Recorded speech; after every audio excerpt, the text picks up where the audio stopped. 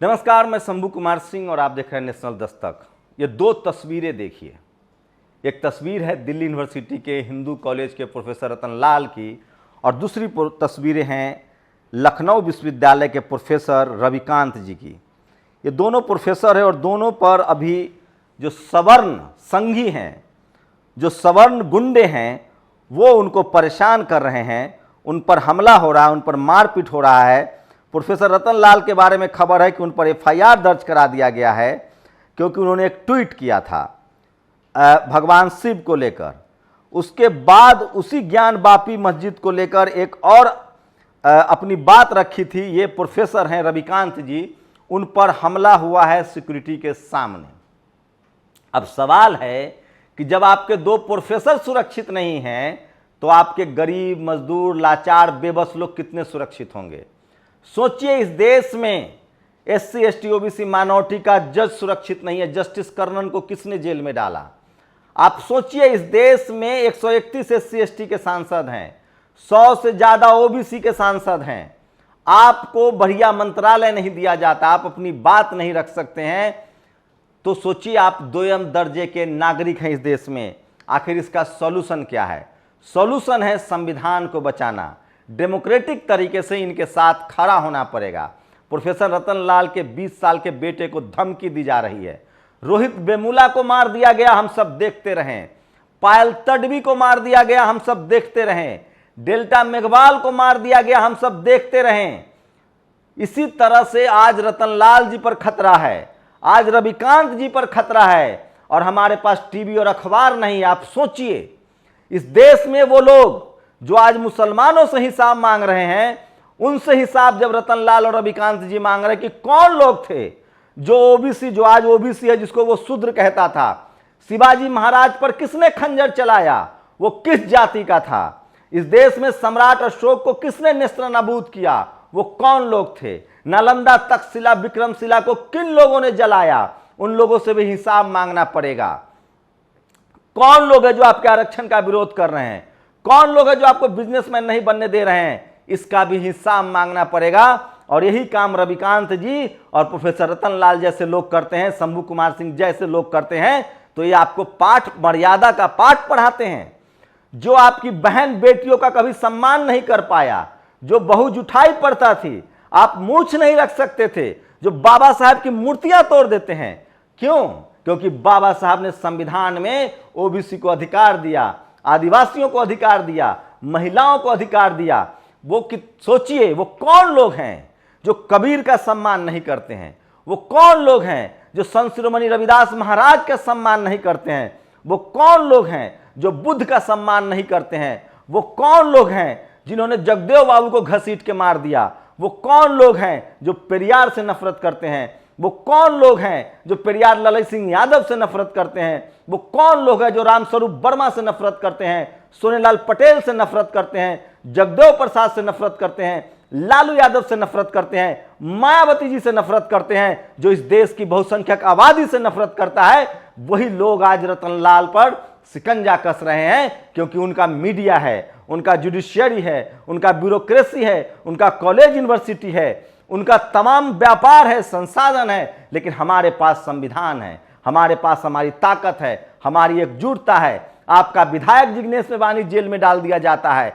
BJP में भी अगर आप हैं, बंडारू लक्ष्मण बना दिया जाए आपको। आज रतन लाल के साथ, प्रोफेसर रविकांत के साथ खड़ा रहना पड़ेगा। और सिर्फ शेड्यूल कास्ट को नहीं, ओबीसी के लोगों को खड़ा रहना पड़ेगा।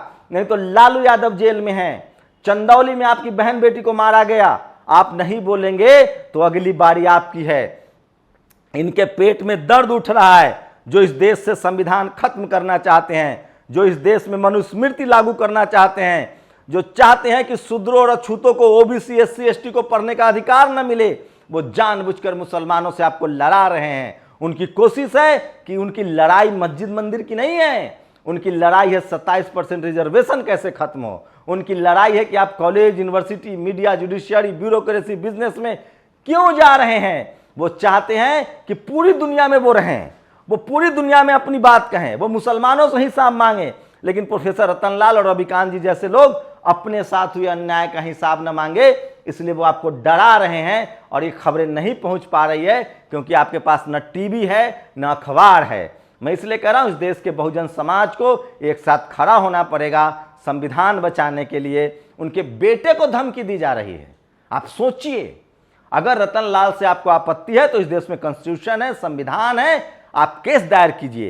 ये लिंचर्स हैं, ये हत्यारे हैं, ये कुछ भी बोल सकते हैं, हम कुछ नहीं बोल सकते हैं। क्यों? ये हमारे पुरखों का देश है, हमारे बाप दादाओं का देश है। उन्होंने इस देश को आजाद कराया है। इस देश में सबका अधिकार है। SC ST OBC minority general सब रह सकता है, अपनी बात रख सकता है। आपको हमारी बातों से असहमति है तो आप कोर्ट जा सकते हैं, वहां हमारी भागीदारी तय होनी चाहिए। आज प्रोफेसर रतन लाल के साथ खड़ा रहना पड़ेगा। जो लोग भाषा की मर्यादा समझा रहे हैं उनसे पूछिए, कौन कान में शीशा पिघला के डालता था? कौन झाड़ू और हांडी लटकाता था? कौन लोग हैं जो कॉलेज यूनिवर्सिटी में नंबर काट लेते हैं? कौन लोग हैं जो आपके बच्चे को फेल कर देते हैं? वो कौन लोग हैं जो आपको घर नहीं खरीदने देते हैं, जमीन नहीं खरीदने देते हैं? वो कौन लोग हैं जो आपके साथ रोज भेदभाव करते हैं? मैं इस देश के SC ST OBC और माइनॉरिटी के लोगों से पूछना चाहता हूं, जो नौकरी पेशा लोग हैं, बताइए आपको नौकरी मिल गई है, क्या आप सम्मान से नौकरी पूरा कर पा रहे हैं? इसलिए मैं कह रहा हूं प्रोफेसर रतन लाल के साथ, प्रोफेसर रवि के साथ हमें आज खड़ा होना पड़ेगा, नहीं तो इनको भी इसी तरह से मारने की कोशिश हो रही है। जिस तरह से रोहित वेमुला को मार दिया गया, पायल तडवी को मार दिया गया, जगदेव बाबू को मार दिया गया, इसी तरह की बड़ी बेईमानी चल रही है। हमें खड़ा रहना पड़ेगा, हमें एकजुट होना पड़ेगा। हम संविधान को मानने वाले लोग हैं, हम लोग जुडिशियल सिस्टम को मानने वाले लोग हैं, लेकिन हम धमकी बर्दाश्त नहीं करेंगे। कब तक हम मरते रहेंगे? कब तक हमको तुम मारते रहोगे? क्या हम अपनी बात नहीं कह सकते हैं? हम अपनी बात नहीं रख सकते हैं? अगर इस देश में न्याय व्यवस्था है तो उन लोगों को जेल में डालो, उन लोगों पर कार्रवाई करो जो सरेआम जाति और धर्म के नाम पर अत्याचार करते हैं। आज भी आदिवासियों की हत्या होती है, रोज शेड्यूल कास्ट लोगों की हत्या होती है, रोज पिछड़ों की हत्या होती है। कोई कार्रवाई होती है क्या? हमारे समाज के लोग, बहुजन समाज के लोग एक पोस्ट लिख दें तो जेल में डाल देंगे, उनके परिवार को धमकी दी जाती है। मुझे उम्मीद है इस देश का, इस दुनिया के तमाम बहुजन समाज के लोग, रविकांत जी हो या प्रोफेसर रतन लाल हो, ऐसे तमाम सोशल एक्टिविस्टों के साथ खड़ा रहना पड़ेगा। नहीं तो जो समाज आवाज नहीं उठाता है उसको अपने कंधों पर लाश उठाना पड़ता है। आप लोग अपनी प्रतिक्रिया जरूर दीजिए। इन लोगों के मुंह में खून लग गया है। इन्होंने मुसलमानों को लिंच करना शुरू कर दिया, जगह जगह उनको मारा है। अब इनको लगता है कि शेड्यूल कास्ट को मारेंगे। ये बंदूक के दम पर आदिवासियों को मारते रहे हैं, ये पिछड़े के नेताओं को जेल में डालते रहे हैं। इसलिए मैं कह रहा हूं SC ST OBC माइनॉरिटी के लोगों को एकजुट होना पड़ेगा, नहीं तो आपके तमाम नेता, सोशल एक्टिविस्ट इस सब को मारने की साजिश रच रहे हैं। आपके मीडिया संस्थान के खिलाफ नारेबाजी को सोचिए। कौन लोग हैं वो व्यापारी लोग जो इस देश में टीवी अखबार को तो ऐड दे सकते हैं, लेकिन जितने SC ST OBC माइनॉरिटी के पत्रकार हैं, जितने चैनल्स हैं, चाहे वो नेशनल दस्तक हो, चाहे द मुकनायक हो, चाहे वो द बीक हो, चाहे दलित दस्तक हो, इसको ऐड नहीं देते हैं। कौन है जातिवादी?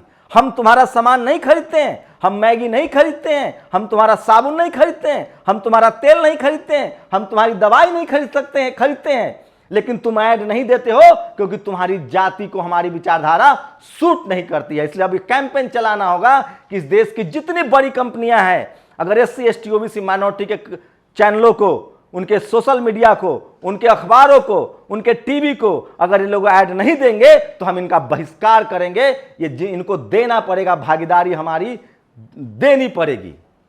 हमें मजबूती से हमारे तमाम सोशल एक्टिविस्टों के साथ, नेताओं के साथ, सामाजिक कार्यकर्ताओं के साथ मजबूत रूप से खड़ा रहना पड़ेगा, नहीं तो ये हमें एक एक करके मारेंगे और हमारे संविधान को भी खत्म कर देंगे। आप लोग अपनी प्रतिक्रिया जरूर दीजिए। शुक्रिया। नेशनल दस्तक की आपसे गुजारिश है कि अगर इसको बचाना चाहते हैं तो नेशनल दस्तक को सब्सक्राइब करने के लिए रेड कलर के सब्सक्राइब बटन को दबाएं, फिर बेल आइकन की घंटी दबाएं। नेशनल दस्तक को बचाने के लिए बहुत जरूरी है कि हर खबर को शेयर करें, लाइक करें, कमेंट जरूर करें।